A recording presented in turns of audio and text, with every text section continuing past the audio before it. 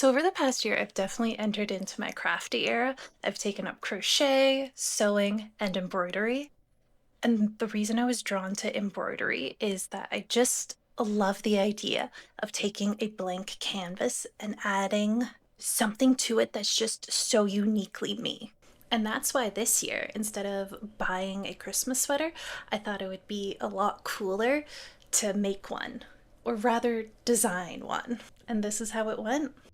I started by finding my blank canvas, this very luxurious Walmart sweater, and then sketched out a few designs on my iPad. And this one ended up being my favorite. But we're only going to be focusing on the sleeves for this video because I may or may not be done yet, and it may be because somebody overestimated her talent and ability. Anyway, next was figuring out what the stitches were going to look like to help create this design, and I landed on 3 stitch types.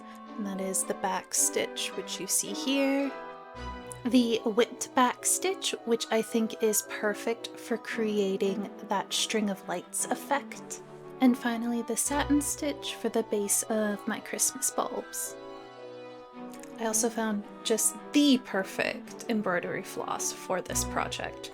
Look how it sparkles! So I started this project like many newbies do, and that's by lying to myself. I chalked an outline of where I wanted the lights to be and thought I could just freehand the design. In my defense, when I was practicing this project, freehand was never an issue. And that's because I didn't take into account the differences in fabric. This is a cotton fabric and it's a lot thinner.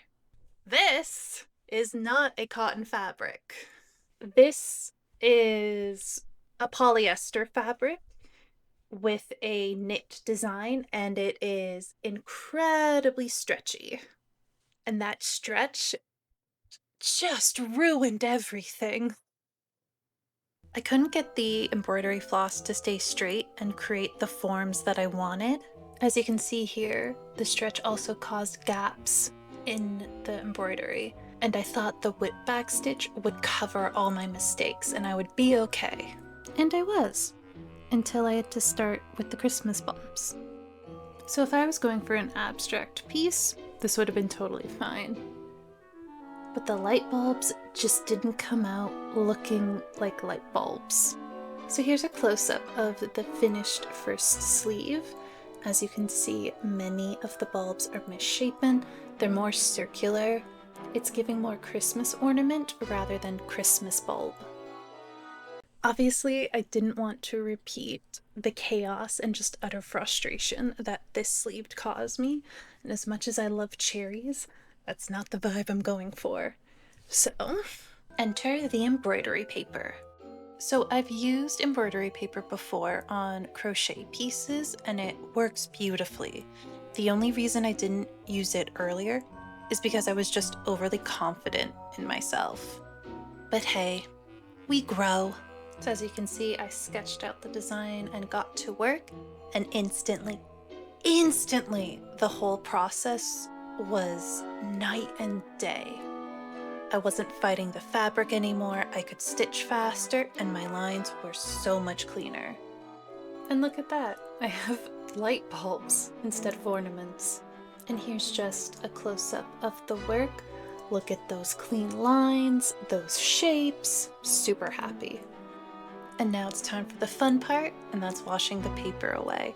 I made sure I was super thorough because I didn't want any residue left over, but I will say it dissolved beautifully. After it dried, it was time to look over my work, and I am just blown away by the difference. And I'm just so happy. So if you've made it to the end of the video, thank you so much for joining me on this journey as I just learn and have fun. And if you want to see the finished product, be sure to subscribe because part 2 is coming soon. Okay, bye.